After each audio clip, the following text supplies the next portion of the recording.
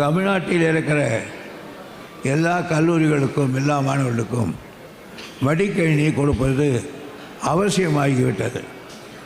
ஒரு காலத்தில் இது உலகம் நமக்கு தெரியாது.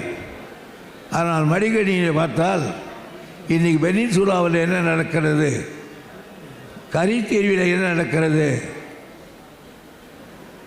அரேபியாவில் என்ன நடக்கிறது என்று 5 நிமிடத்திலே உலகத்தை நாம் கண்முன்னால் கொண்டு நிறுத்த முடியும்.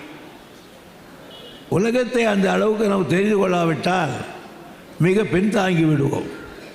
ஆகவே தான் படித்து முடித்து நீங்கள் மடிக்கணினி விவகாரத்தை அறிவதற்கு பதிலாக இங்கே படிக்கிற பொழுதே அதை கொடுத்தால் படிப்போடு சேர்ந்து உங்களுக்கு அது பழக்கமாகிவிடும் என்று தலைவர் அவர்கள் நினைத்தார்கள்.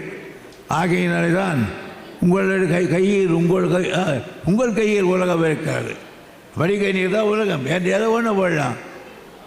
What happen on 1992 what happen first world war, ஒரு என்ன நடந்ததுன்னு கேட்கலாம். செகண்ட் வேர்ல்டு வார் என்ன நடந்தது அட்டில் கோயிங்க யுஎஸ்ஏ கேட்கலாம்.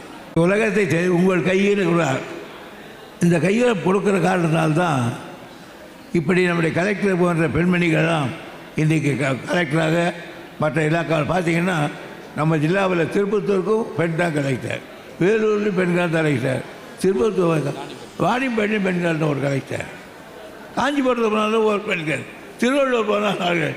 ஆக இவ்வளவு தூரத்துக்கு இன்றைக்கு படித்தவர்கள் வந்திருக்காங்க என்றால் உலகத்தை கஷ்டப்பட்டு புரிந்து கொண்ட காலம் அது. ஆனால் இப்பொழுது உலகத்தை சுலபமாக புரிந்து கொள்ள முடியும். ஏதாவது ஒரு தலைப்பு நமக்கு தேவை என்றால் கைவந்த வழியிலேயே நமக்கு எல்லாவற்றையும் தெரிந்து கொள்ள முடியும்.